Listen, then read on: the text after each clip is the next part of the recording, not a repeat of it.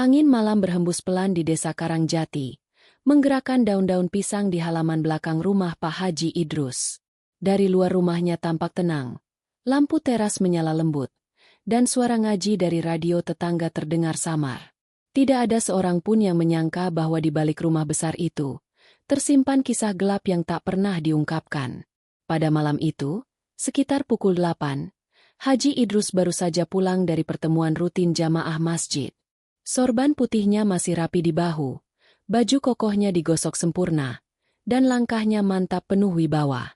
Dari arah depan, sosoknya seperti orang yang disegani, bahkan mungkin diteladani. Namun semakin ia melangkah ke belakang rumah, semakin tebal bayangan yang menutupi wajahnya.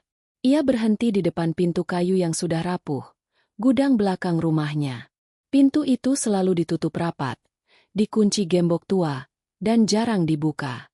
Tak ada yang tahu apa yang ada di dalamnya, kecuali Haji Idrus sendiri. Dari balik pagar bambu, seekor kucing liar melompat kecil, membuat daun pisang bergoyang. Suara itu membuatnya menoleh tajam, seperti seseorang yang takut rahasianya terbongkar. Ia mendesis kesal, lalu menepuk-nepuk sorbannya sebelum akhirnya meraih gembok itu. Tiba-tiba, ada suara lirih dari dalam gudang. Idrus, Idrus, kowe nang endi, le?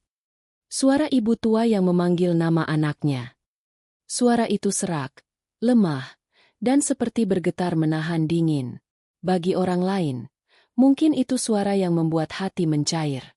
Tapi bagi Haji Idrus, suara itu justru membuatnya menghela napas panjang penuh kejengkelan. Ya Allah Bu, masih juga memanggil, gumamnya dengan nada kesal. Ia tidak membuka pintu itu. Tidak malam itu, tidak sebelumnya, dan tidak pernah dengan sukarela. Baginya, suara ibunya bukan panggilan kasih, melainkan gangguan dan beban yang tak ingin ia hadapi. Angin malam kembali berhembus, menerbangkan debu-debu dari celah bawah pintu gudang. Haji Idrus menunduk, memperhatikan debu itu bergerak, namun bukan debunya yang membuat matanya melebar. Ada bayangan kecil bergerak dari dalam. Bukan sosok menyeramkan. Bukan makhluk halus. Tapi gerakan seorang ibu tua yang berusaha meraih cahaya dari celah pintu, seolah berharap anaknya membukakan walau hanya sedikit. Le, ibu kedinginan. Kowe durung mangan, toh? Ibu kedinginan. Kamu sudah makan belum? Suara itu pelan sekali, nyaris hilang di telan angin. Namun bagi Haji Idrus, suara itu seperti duri. Ia mengibaskan tangannya dan memalingkan wajah, seakan risih mendengar kalimat yang seharusnya membuat seorang anak luluh. Sudahlah Bu, jangan ribut, bentaknya sambil melangkah pergi, meninggalkan gudang itu dalam gelap dan dingin. Di dalam gudang yang sempit, Mak Siti menggenggam kain lusuh pemberian almarhum suaminya. Tubuhnya membungkuk, rambut putihnya menutupi wajahnya yang keriput, dan napasnya terdengar parau. Meski begitu, ia tetap memanggil anaknya dalam suara lirih penuh kasih, tanpa tahu bahwa kasih itu dibalas dengan dingin. Di luar, Haji Idrus kembali berjalan menuju rumah utama. Namun langkahnya terhenti tiba-tiba. Kakinya seperti kehilangan keseimbangan sejenak. Matanya berkedip cepat, merasakan sesuatu yang aneh merambat dari betis ke paha. Ia menggeleng cepat dan memaksa tubuhnya tegak kembali. Ah, capek saja, gumamnya. Ia tidak tahu bahwa detik itu juga, sesuatu sudah mulai berubah dalam dirinya. Malam itu menjadi malam pertama dari rentetan kejadian yang membuat seluruh desa tercengang, saat topeng kesalehan seorang haji, perlahan-lahan mulai pudar oleh cahaya kebenaran. Pagi di desa Karangjati biasanya tenang, dengan suara ayam berkokok dan bau tanah basah setelah embun turun. Namun pagi ini terasa berbeda bagi Haji Idrus. Ia bangun dengan kepala berat, leher kaku, dan kaki kirinya seperti tak mau diajak kompromi. Saat mencoba turun dari ranjang, tubuhnya kehilangan keseimbangan. Ia terhuyung dan hampir jatuh. Kenapa kaki ini? Keluhnya pelan.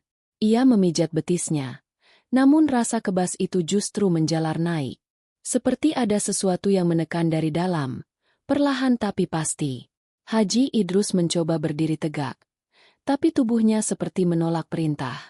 Meski begitu, Harga diri dan gengsinya jauh lebih besar daripada rasa sakitnya. Ia memaksakan diri berjalan ke depan rumah, merapikan sorban, dan menata wajah agar tetap terlihat berwibawa.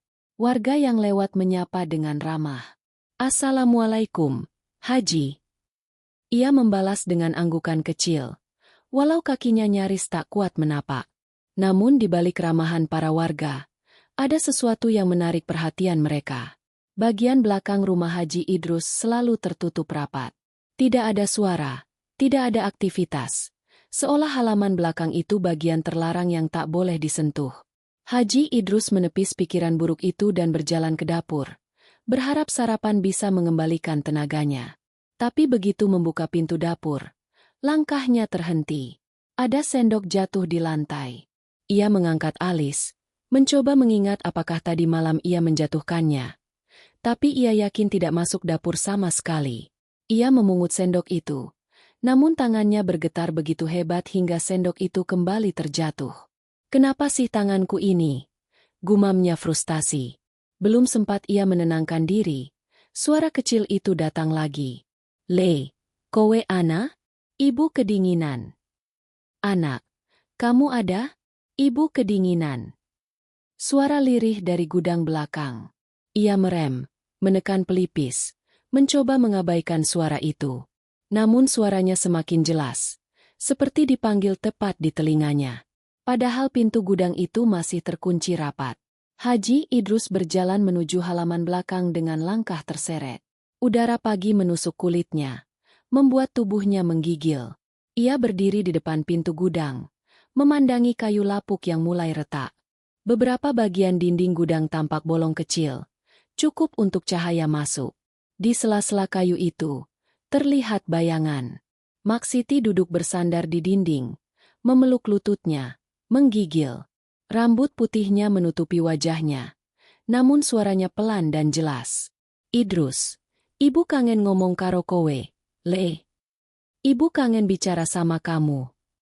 Haji Idrus menggertakkan gigi, namun bukan karena marah. Kali ini ada sesuatu yang lain, takut. Rasa takut yang tidak ia akui, tapi ia rasakan kuat dalam tulangnya. "Bu, sudahlah. Jangan panggil-panggil terus," katanya lirih, namun terdengar kasar karena suaranya bergetar. Ia menoleh pergi, tapi baru 3 langkah, lututnya mendadak seperti dilumpuhkan. Ia jatuh berlutut, lalu terduduk di tanah.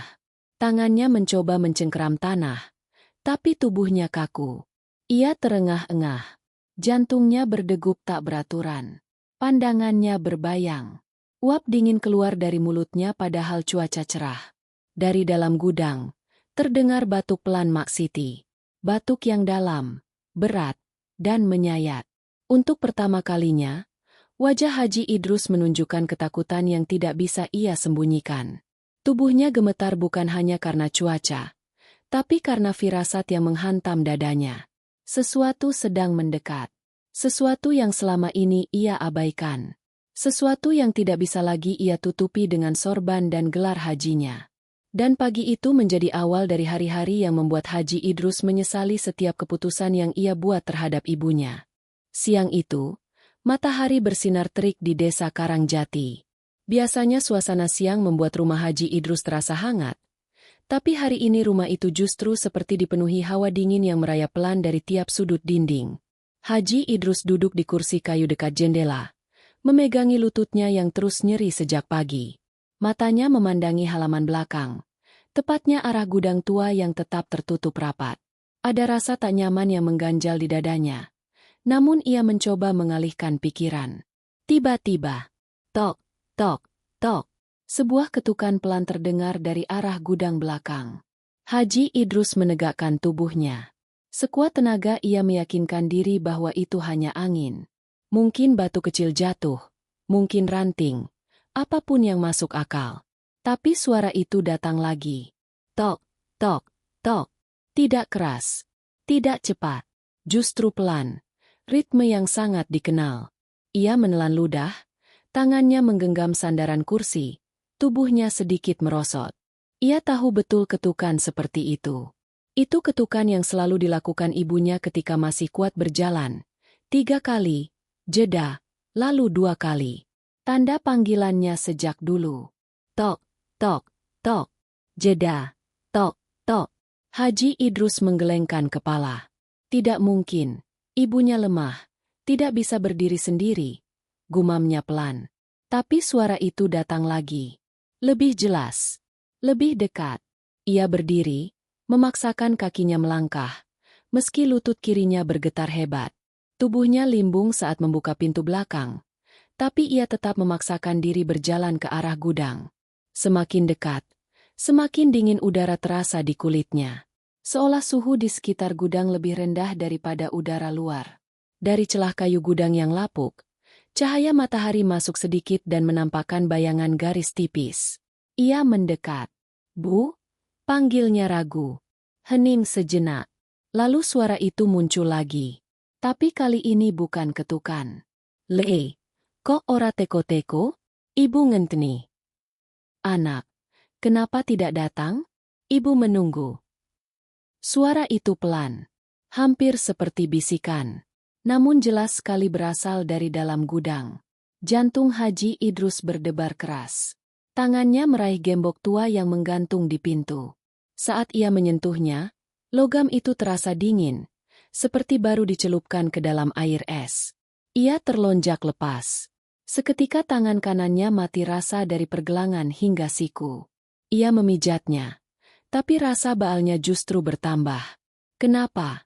Kenapa tanganku begini terus?" katanya lirih dengan suara gemetar. Ia mundur perlahan, namun langkahnya goyah. Punggungnya menabrak tiang kayu, membuat debu beterbangan ke wajahnya. Saat ia mencoba berdiri tegak, tok, tok, tok. Kali ini ketukannya bukan dari dalam gudang, tapi dari belakangnya. Haji Idrus membalikkan badan dengan cepat. Tidak ada siapa-siapa. Tidak ada angin. Tidak ada ranting jatuh. Tapi debu di lantai membentuk pola kecil, seperti bekas langkah kaki yang sangat ringan, menuju pintu gudang. Haji Idrus merasakan tengkuknya dingin. Ia berjalan menjauh, namun tubuhnya semakin lemah setiap meter ia melangkah. Tenggorokannya kering. Mulutnya terasa berat untuk digerakkan. Saat ia hampir mencapai teras belakang, lututnya menyerah. Ia jatuh tersungkur ke lantai. Napasnya memburu. "Ya Allah, apa ini? Kenapa tubuhku begini?" Namun di tengah ketakutannya, suara itu kembali terdengar. Lembut, lirih.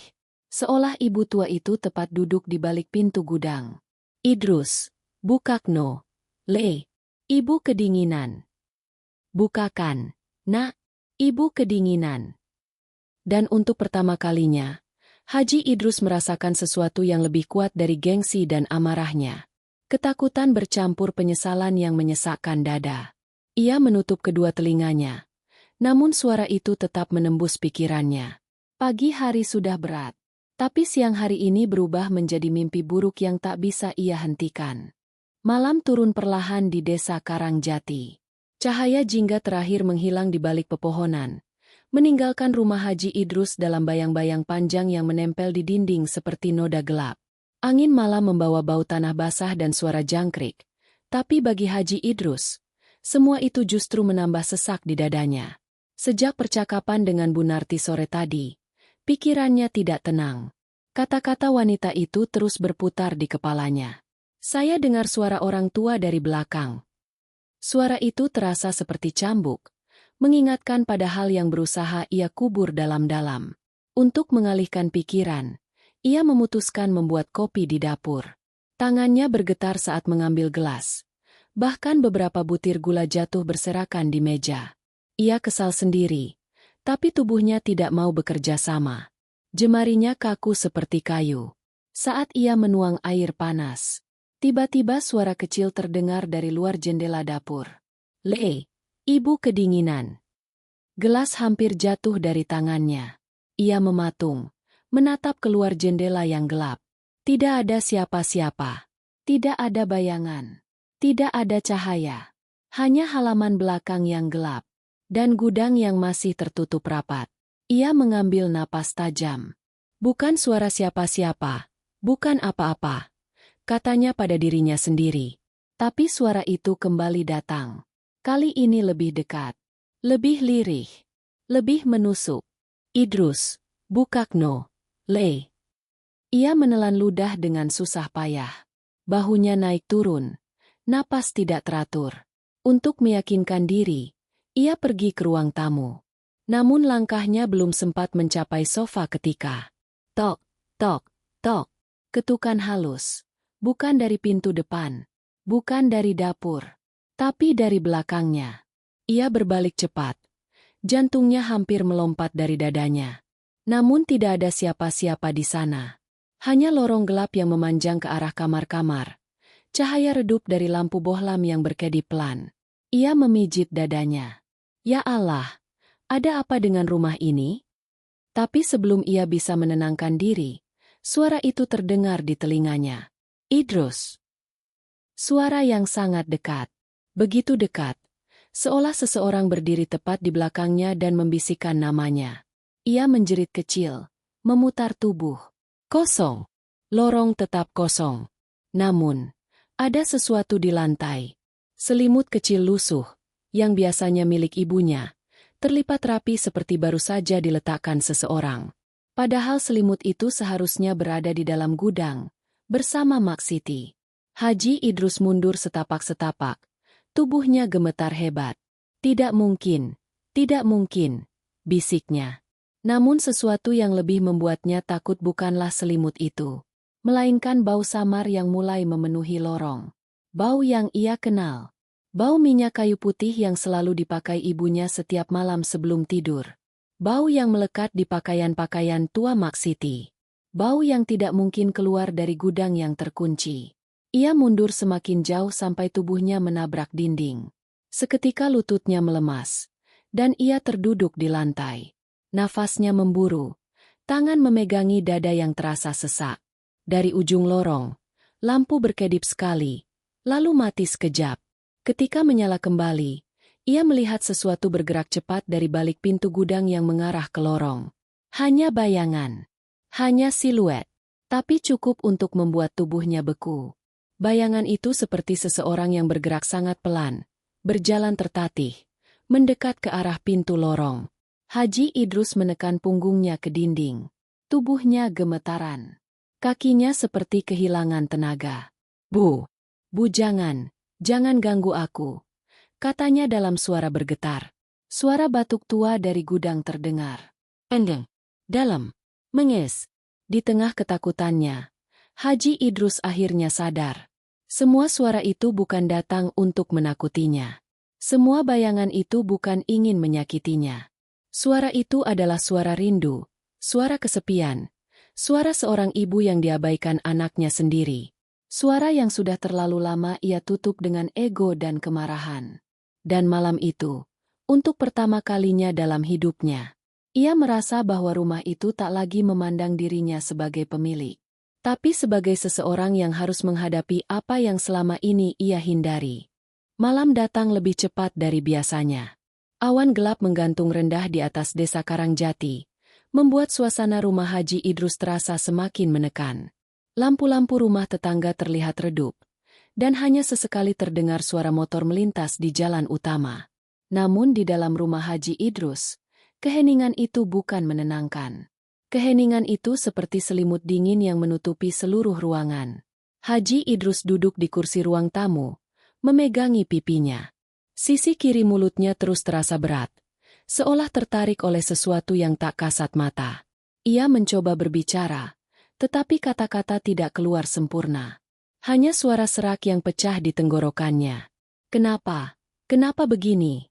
Gumamnya pelan namun penuh panik.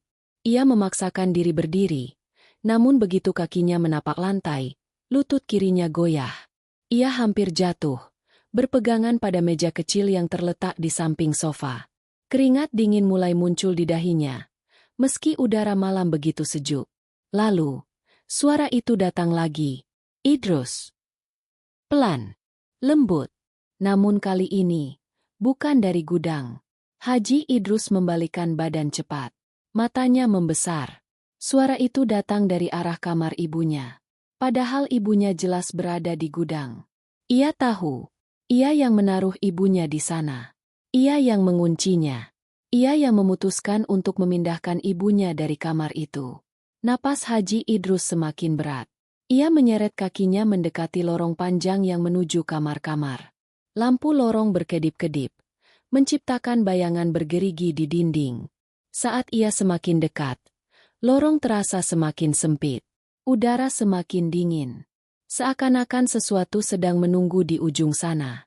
Ketika ia menginjak bagian tengah lorong, sesuatu bergerak. Pintu kamar ibunya, yang seharusnya sudah bertahun-tahun tidak dipakai, terbuka pelan sekali, seperti didorong dari dalam. Trek! Suara engsel tua itu meluncur menembus tulang telinga Haji Idrus, membuat bulu kuduknya meremang. Dan dari balik pintu itu, terdengar suara batuk tua yang sangat ia kenal. Uhuk, uhuk, le. Suara ibu. Bukan suara menyeramkan. Bukan suara makhluk aneh. Tapi suara seorang ibu yang batuk karena kedinginan dan kesakitan. Tubuh Haji Idrus melemas. Ia memegangi dinding untuk tetap berdiri. Tidak mungkin, tidak mungkin. Gumamnya dalam ketakutan yang mulai berubah menjadi rasa bersalah mendalam. Namun sebelum ia bisa mundur, bra! Lampu lorong mati total. Gelap menelan seluruh ruangan. Haji Idrus meraba-raba dinding. Bibirnya bergetar. Bu! Bu jangan! Namun dari dalam kamar yang gelap itu, suara langkah pelan terdengar. Langkahnya sangat ringan, namun jelas. Seperti langkah orang tua yang berjalan sambil menyeret kakinya. Srek, srek, srek. Mendekat. Haji Idrus menahan napas. Dalam gelap itu, lampu lorong menyala kembali secara tiba-tiba, berkedip-kedip seperti lilin ditiup angin. Dan di dalam kamar ibunya, terlihat selimut kecil milik Maksiti terletak di lantai, terlipat rapi seperti baru saja dipindahkan. Padahal, selimut itu seharusnya berada di gudang. Haji Idrus mundur panik sampai punggungnya menabrak lemari. Mulutnya semakin miring. Wajahnya menegang. Setiap detik malam itu terasa seperti bisikan dari masa lalu yang menuntut diperdengarkan.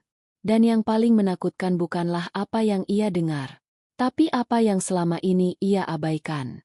Udara malam terasa jauh lebih dingin dari biasanya. Haji Idrus duduk di lantai lorong, punggungnya bersandar pada dinding kayu, napasnya tersengal, dan matanya tak lepas dari pintu kamar ibu yang terbuka sedikit. Tubuhnya terus gemetar. Bukan hanya karena takut, tapi karena setengah dari wajahnya mulai kehilangan kontrol. Sisi kiri mulutnya sudah benar-benar miring, membuatnya sulit menelan dan berbicara. Namun suara dari dalam kamarnya membuat ketakutannya berlipat-lipat. Batuk tua yang panjang. Batuk ibu. Sesuatu yang seharusnya mustahil terdengar dari kamar itu. Karena Maksiti tidak ada di sana. Ia berada di gudang di belakang rumah, terkunci rapat. Haji Idrus akhirnya memaksakan diri berdiri. Ia menekan dinding dengan tangannya untuk menopang tubuhnya. Lututnya goyah. Kakinya mati rasa dari lutut ke bawah. Ia menyeret kaki kirinya perlahan menuju pintu kamar ibunya. Kamar itu gelap. Sangat gelap. Hanya rembesan cahaya dari lorong yang membuat sedikit siluet tampak. Begitu ia menyentuh daun pintu. Tok, tok, tok. Suara ketukan dari gudang belakang. Haji Idrus mematung. Lorong menjadi sunyi kembali. Setelah beberapa detik, suara itu muncul lagi. Tok, tok, tok. Jeda. Tok, tok. Ritme yang sama. Ritme yang tidak pernah ia lupakan. Ketukan ibu. Dengan napas terengah, Haji Idrus berbalik, menyeret tubuhnya ke arah pintu belakang. Setiap langkah seperti menambah berat di dadanya. Tapi ia tetap menuju halaman belakang rumah. Saat ia membuka pintu belakang, hawa dingin menerpa wajahnya seperti embusan malam dari lembah gelap. Tanah lembab, daun pisang bergerak, dan di kejauhan terdengar suara kambing berteriak samar.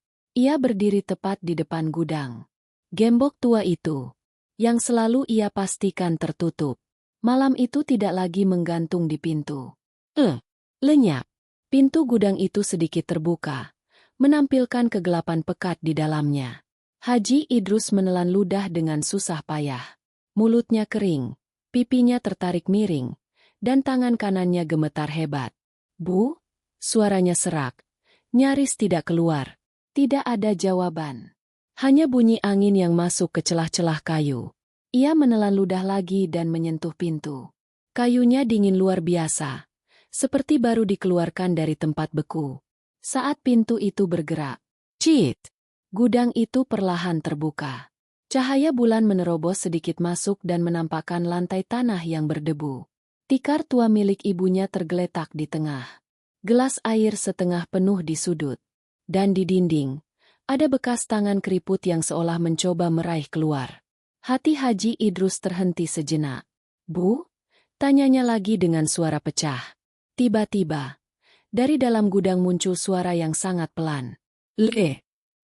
Haji Idrus mundur 2 langkah spontan. Hampir terjatuh karena kakinya tidak kuat. Suara itu bukan marah. Bukan menakuti. Bukan memanggil untuk menuntut. Suara itu adalah suara rindu. Seorang ibu yang ingin ditemani. Namun yang paling membuat hati Idrus hancur bukanlah suara itu, melainkan fakta bahwa sosok ibunya tidak ada di dalam gudang. Gudang itu kosong. Kosong total. Tikar masih sama.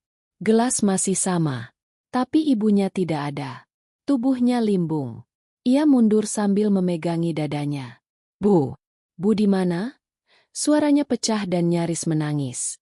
Di tengah kepanikannya, matanya menangkap sesuatu di lantai gudang. Selendang merah tua milik ibunya, yang selalu dipakainya saat sholat, tergeletak di tengah ruangan. Selendang itu tidak ada di sana sebelumnya. Dan ketika ia memungutnya, aroma yang sangat ia kenal menyeruak. Aroma minyak kayu putih. Aroma tubuh ibunya. Aroma yang dulu membuatnya damai saat kecil. Kini membuat dadanya sesak berkali lipat. Ia menutup matanya. Menangis tanpa suara. "Bu, aku salah, ucapnya dengan mulut yang sulit bergerak. Tapi sebelum penyesalan itu sempat keluar dari dadanya, suara langkah kecil terdengar di belakangnya. Di luar gudang. Srek, srek, srek. Langkah yang sangat pelan. Seperti seseorang berjalan menyeret kaki. Haji Idrus memutar tubuh perlahan. Dan di ujung halaman belakang, tepat di bawah cahaya bulan, terlihat siluet seorang wanita tua berdiri dengan tubuh membungkuk. Namun ketika ia mengedipkan mata, siluet itu sudah menghilang. Dan malam itu, untuk pertama kalinya, Haji Idrus merasakan bahwa dirinya tidak lagi hanya menghadapi rasa takut. Ia sedang menghadapi akibat. Malam semakin larut. Namun Haji Idrus tidak bisa kembali ke dalam rumah. Tubuhnya masih terduduk di tanah dekat pagar bambu. Selendang merah tua ibunya tertindih lututnya. Dan matanya terus mengarah ke gudang kosong serta halaman yang terasa semakin dingin. Angin malam bertiup kencang, membawa suara-suara dari arah sungai kecil di belakang rumah. Namun kali ini, suara itu tidak seperti biasanya. Ada suara seperti kain basah yang ditepuk-tepuk air. Pelan. Berulang-ulang. Plup, plup, plup. Haji Idrus menajamkan pendengaran. Itu bukan suara ikan, bukan suara batu jatuh, bukan suara malam yang normal. Ia memaksakan dirinya berdiri meski lutut kirinya bergetar hebat. Tubuhnya hampir roboh kembali. Tapi ia bersandar pada pagar bambu untuk menahan dirinya. Dari kejauhan, di tepi sungai yang diterangi cahaya bulan pucat, terlihat sesuatu bergerak di permukaan air. Bukan hewan, bukan bayangan daun, melainkan seperti ujung selendang yang basah, terbawa arus pelan. Selendang yang warnanya mirip sekali dengan selendang yang ia injak saat ini. Jantungnya mencelos, tubuhnya limbung. Ia menyeret tubuhnya mendekat beberapa langkah, meskipun kaki kirinya mati rasa dari pinggul hingga ujung jari. Setiap langkah membuat tubuhnya seperti mau runtuh, tapi rasa takut dan panik membuatnya terus bergerak. Saat ia makin dekat ke sungai, suara lirih terdengar di telinganya. "Idrus!" Ia menoleh ke kiri. Kosong. Ia menoleh ke kanan. Kosong. Namun dari arah sungai, suara itu muncul lagi. "Le, kene. Anak, sini." Suara ibunya. Haji Idrus nyaris tersungkur. Ia memegang dadanya, merasakan denyut jantung yang tak beraturan. Mulutnya semakin miring hingga hampir tidak bisa ditutup rapat. Bu, jangan pergi, katanya sambil tersengal. Tapi suara itu tak berhenti. Seakan memanggilnya dari balik permukaan air yang dingin. Idrus. Haji Idrus menatap sungai itu dengan mata berkaca-kaca. Ia tahu ibunya tidak mungkin berjalan ke sana. Ia tahu ibunya tidak bisa keluar dari gudang sendiri. Namun ia juga tahu, ibunya pernah bercerita bahwa sungai itu adalah tempat di mana ia sering menenangkan diri dulu, sebelum usia menua dan sendinya melemah. Tempat di mana ia duduk sambil menunggu Idrus pulang dari bermain ketika kecil. Tempat ia membawa bekal sambil menyuapi Idrus. Tempat yang menyimpan ribuan kenangan yang sudah lama dilupakan Haji Idrus sendiri. Kini, seakan sungai itu mengembalikan semua kenangan itu dalam bentuk panggilan lirih yang membuat hatinya remuk. Haji Idrus berjalan lebih dekat. Namun tiba-tiba, biur, sesuatu jatuh ke air. Haji Idrus membelalakan mata. Ia terpincang menuju tepi sungai. Namun tubuhnya terlalu lemah. Ia merosot dan jatuh berlutut di tanah berlumpur. Tangannya mencengkeram rumput basah. Napasnya memburu. Tidak ada siapapun di sungai itu. Tidak ada yang jatuh. Tidak ada yang tenggelam. Hanya aliran air yang mengalir lambat. Dan suara isak pelan yang datang entah dari mana. Ibu kedinginan. Haji Idrus menutup telinganya namun suara itu tetap terdengar. Dadanya terasa sangat berat. Kakinya kebas total. Tangan kanannya nyaris tak ia rasakan. Mulutnya semakin miring hingga sulit memanggil nama ibunya sendiri. Bu, aku salah. Air mata jatuh di tanah berlumpur. Tapi suara air sungai itu tidak memberikan jawaban. Hanya aliran yang dingin. Dan panggilan lirih yang menembus tulang. Haji Idrus kembali masuk rumah dengan tubuh lemas. Wajah pucat. Dan napas terputus-putus. Selendang merah tua milik ibunya masih ia genggam. Sekarang terasa lebih berat. Seperti menyimpan beban masa lalu yang tak pernah ia hadapi. Saat ia menutup pintu belakang, rumah itu terasa lebih sunyi dari sebelumnya. Tidak ada suara jangkrik, tidak ada suara televisi tetangga, bahkan detak jam dinding pun seperti terhenti. Udara di ruang tamu seperti dipenuhi tekanan yang membuat dada semakin sesak. Ia menyeret kakinya yang mati rasa menuju kursi kayu. Tubuhnya semakin miring ke kiri, membuatnya kehilangan keseimbangan beberapa kali sebelum akhirnya bisa duduk. Seluruh jaringan otot di wajah kirinya terasa seperti lumpuh, dingin, kaku, dan tak bisa digerakkan. Ia memegangi pipinya sambil menutup mata. Bu, aku kangen, katanya pelan. Namun ketika ia membuka mata, kursi kayu di pojok ruangan bergerak perlahan. Diam. Lalu bergerak sedikit. Lalu berhenti lagi. Haji Idrus mengucek matanya, memastikan ia tidak berhalusinasi. Tapi kursi itu memang bergerak. Bukan terseret, bukan terangkat. Hanya bergeser sedikit seperti seseorang duduk lalu bangun dari kursi itu. Ia merinding. Kursi itu adalah kursi tempat ibunya dulu suka duduk ketika menunggu Idrus pulang mengaji waktu kecil. Kursi yang dulu ia duduki sambil merajut, sambil memanggil namanya. Dan kini, kursi itu bergerak seolah sedang dipakai seseorang. Bu? Suara seraknya bergetar. Dari arah kamar yang gelap tiba-tiba terdengar suara napas panjang. Seperti seseorang baru saja bangun dari tidur. Hahaha. Haji Idrus menegakkan badan. Hati berdegup sangat cepat. Ia menatap lorong gelap itu tanpa berani berkedip. Bu, nek iki pancen kowe. Aku nyuwun pangapuro. Bu, kalau ini benar-benar ibu, aku minta maaf. Tidak ada jawaban. Hanya suara kayu di plafon yang berderit pelan. Kemudian, sesuatu yang jauh lebih menakutkan terjadi. Rak kecil di samping kursi itu bergoyang, lalu piring seng jatuh sendiri ke lantai. Piring itu terguling 2 kali. Lalu berhenti tepat di depan kaki Haji Idrus. Piring yang sama, yang dulu sering dipakai ibunya untuk menyuapi dirinya. Piring yang sama, yang mungkin ingin bercerita sesuatu. Sebelum ia sempat meraih piring itu, suara batuk tua terdengar dari dalam kamar ibunya. Sangat jelas, sangat khas, seperti batuk orang yang kedinginan berat. Uhuk, uhuk, le. Haji Idrus langsung berdiri dengan susah payah. Tubuhnya limbung. Tangan kirinya memegang dinding agar tidak jatuh. Bu! Bu! Teriaknya dengan suara parau. Ia menyeret tubuhnya menuju kamar itu. Namun ketika ia menyentuh daun pintu, pintu kamar ibu menutup sendiri. Cukup keras untuk membuatnya mundur setengah langkah. Cukup pelan untuk membuat bulu kuduk berdiri. Bu! Bukakno! Bu! Ibu! Bukakan! Tiba-tiba, dari balik pintu, terdengar suara tangan tua meraba-raba dinding. Pelan, lemah, namun sangat jelas. Srek, srek, srek. Haji Idrus menempelkan telinganya ke pintu. Air mata mengalir tanpa ia sadari. Tubuhnya bergetar, bukan karena takut pada hal gaib, melainkan takut pada kenyataan bahwa ibunya berusaha meraih dirinya. Dan ia justru memerangkap wanita tua itu dalam kesepian selama bertahun-tahun. Bu, aku salah. Aku nyun ngapuro. Suaranya pecah. Namun suara dari balik pintu tidak berhenti. Srek, srek, srek. Seperti tangan tua yang mencari pegangan di dinding. Lalu, suara itu berhenti.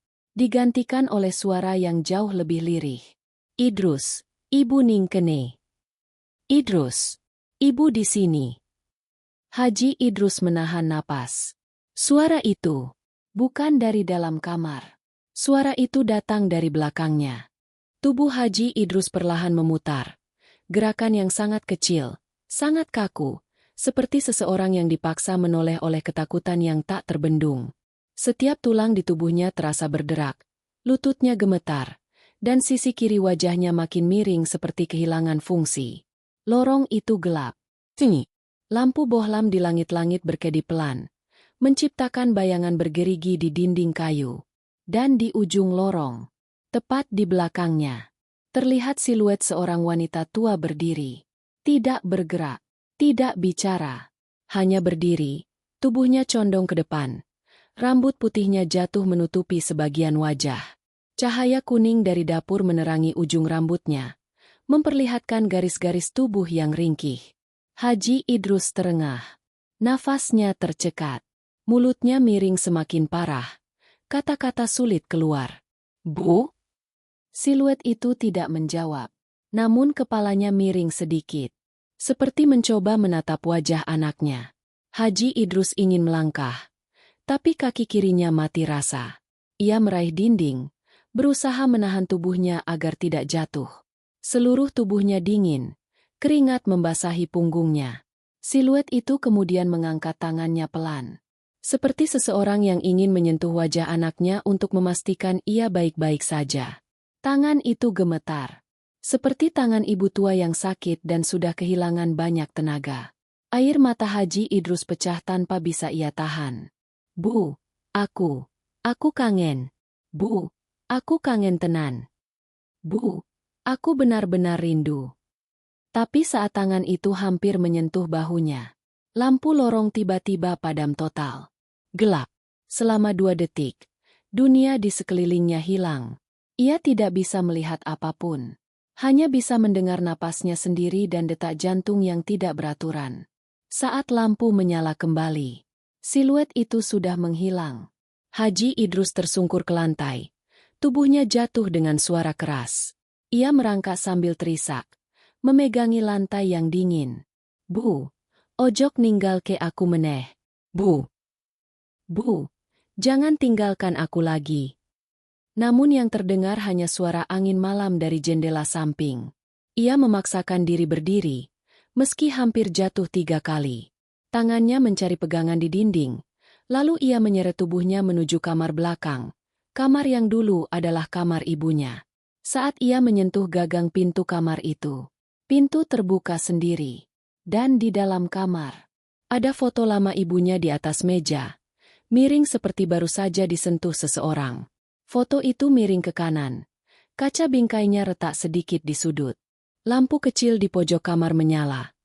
Padahal ia ingat benar lampu itu sudah rusak sejak lama. Di lantai kamar, tepat di bawah tempat tidur, terlihat bekas duduk seseorang. Lekukan kecil di lantai kayu, seperti seseorang duduk lama sambil menunggu. Sesuatu yang tak pernah ia perhatikan sebelumnya.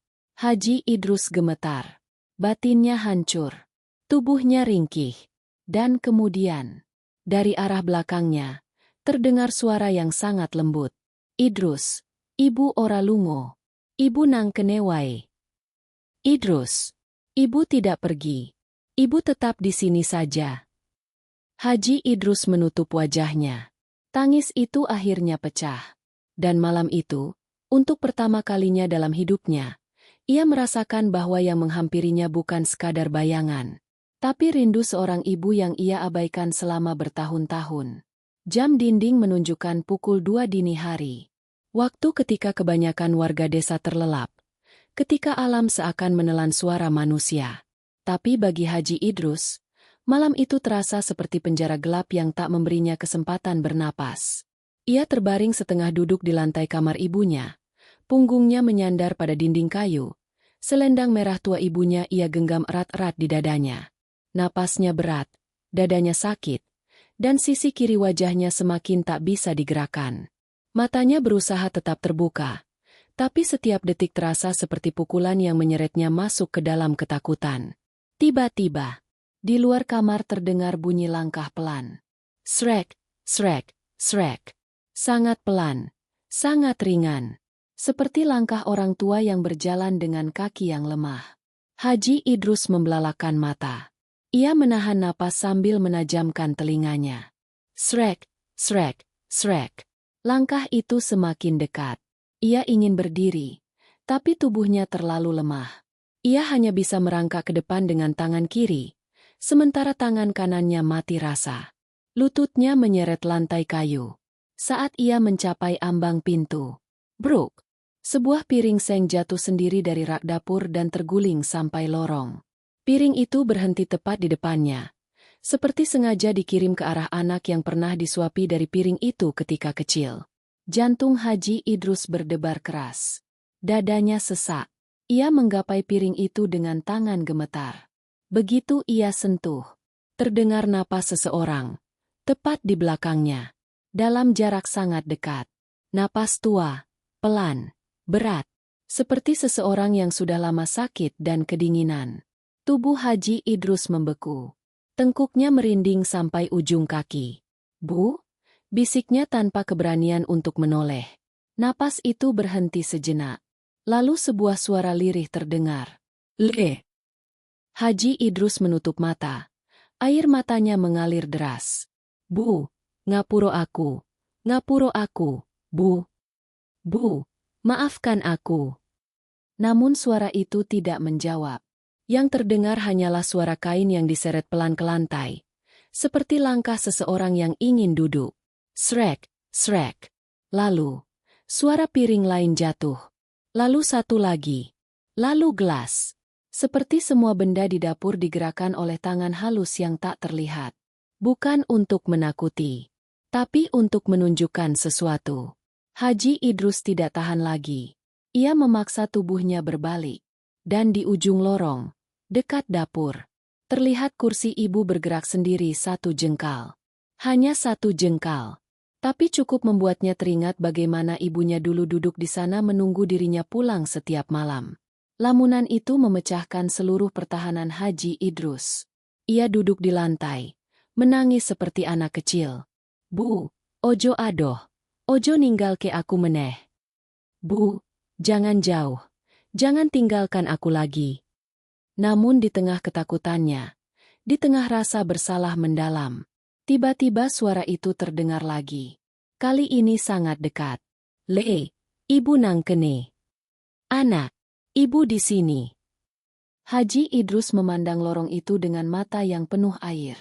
Dan di bawah cahaya lampu dapur yang berkedip, bayangan wanita tua itu kembali muncul sebentar, lalu menghilang.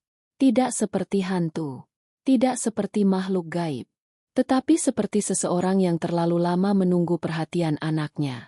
Dan malam itu, untuk pertama kalinya, Haji Idrus merasa bahwa hukuman terbesar bukan datang dari langit, tapi dari rasa bersalahnya sendiri yang akhirnya memburu dirinya tanpa ampun. Rumah itu terasa seperti hidup. Bukan karena ada orang lain di dalamnya, tapi karena setiap pintu, setiap kayu, setiap udara seakan bergerak sendiri, membawa kenangan yang selama ini ia tinggalkan. Haji Idrus terbaring di lantai lorong, tubuhnya lemas, wajahnya miring ke satu sisi, dan lutut kirinya benar-benar tidak bisa ia gerakan. Sementara itu, selendang merah tua ibunya ia peluk seolah itu satu-satunya pegangan hidup yang tersisa. Lampu lorong berkedip 2 kali, lalu menyala redup. Cahayanya menggores bayangan di dinding seperti tangan-tangan panjang. Dari arah ruang tamu, pintu depan terbuka sendiri. Perlahan, mengeluarkan suara engsel tua yang serak. Trek! Angin malam masuk, membawa bau tanah basah dan daun kering. Tapi ada bau yang jauh lebih menusuk. Bau minyak kayu putih. Bau tubuh ibu yang dulu selalu memeluknya saat ia kecil. Bau yang tidak pernah ia hirup lagi sejak ia mengurung ibunya. Napas Haji Idrus tercekat. Ia merangkak perlahan, menyeret tubuhnya ke arah ruang tamu. Lututnya menghantam lantai, tapi ia tak peduli. Tangannya melewati pecahan piring, melewati kursi yang tadi bergerak, melewati rak yang sedikit bergeser. Ketika ia tiba di ambang ruang tamu, ia terdiam. Semua pintu di rumah itu terbuka. Pintu kamar depan, pintu kamar samping, pintu dapur, pintu kamar mandi. Bahkan jendela yang selama ini macet, kini terbuka lebar, tirainya berkibar lembut. Haji Idrus tahu, ibunya dulu suka membuka semua pintu setiap pagi agar cahaya masuk. Katanya, omah iku kudu digawa urip, le, aja digawe koyo kuburan. Rumah itu harus dibawa hidup. Nak, jangan dibuat seperti kuburan. Dan kini, rumah itu membuka pintunya sendiri, seakan mengulang kebiasaan ibunya. Haji Idrus menutup wajahnya. Tangisnya pecah. Bu, ngapuro aku. Aku keliru, Bu. Bu, maafkan aku. Aku salah, Bu. Tiba-tiba, dari arah dapur terdengar suara gelas yang jatuh. Ting! Suara itu memantul ke seluruh rumah. Lalu suara langkah pelan. Srek, srek, srek. Menuju ruang tamu. Haji Idrus menatap ke arah dapur. Tubuhnya gemetaran hebat. Sebuah bayangan kecil muncul di sudut dapur. Bayangan itu membesar pelan ketika cahaya mengenai lantai. Dan saat ia mendongak, di bawah lampu ruang tamu yang berkedip, terlihat siluet seorang wanita tua berdiri membungkuk, memegang dinding untuk menopang tubuhnya. Rambut putih kusut menutupi wajahnya. Bajunya lusuh, tipis, seperti yang sering dipakai ibunya saat tidur. Di tangannya, ia menggenggam piring seng tua yang sama jatuh dari rak tadi. Haji Idrus ingin memanggil, Bu. Tapi mulutnya tak bisa bergerak. Hanya isak tangis yang keluar. Siluet itu mengangkat piring itu, lalu meletakkannya pelan di meja ruang tamu. Meja tempat dulu ibunya sering menaruh makanan untuknya. Setelah itu, siluet itu memutar tubuhnya perlahan dan menatap Haji Idrus. Tidak ada mata, tidak ada wajah yang jelas. Hanya bayangan seorang ibu yang terlalu lama menunggu anaknya. Haji Idrus terisak lebih keras. Seluruh tubuhnya bergetar tanpa kontrol. Bu, nek pancen iki kowe, aku nyuwun pangapura sakdonya sak akhire. Bu, kalau ini benar-benar ibu, aku mohon maaf sebesar-besarnya. Siluet itu tidak bergerak, namun suasana berubah. Udara menjadi hangat, rumah menjadi lebih terang. Bayangan itu perlahan menunduk, seolah mengangguk. Dan pada saat itu, lantai di bawah Haji Idrus bergetar sedikit. Kakinya menyerah total. Tubuhnya jatuh ke samping. Mulutnya semakin miring. Tangan kirinya mati rasa. Nafasnya tersengal. Ia tahu, tubuhnya mulai lumpuh sepenuhnya. Sebelum kesadarannya kabur, suara itu terdengar lagi. Le, ojo ninggal ke ibu meneh. Anak, jangan tinggalkan ibu lagi. Kalimat terakhir itu terdengar seperti campuran rindu dan pamit. Lalu gelap.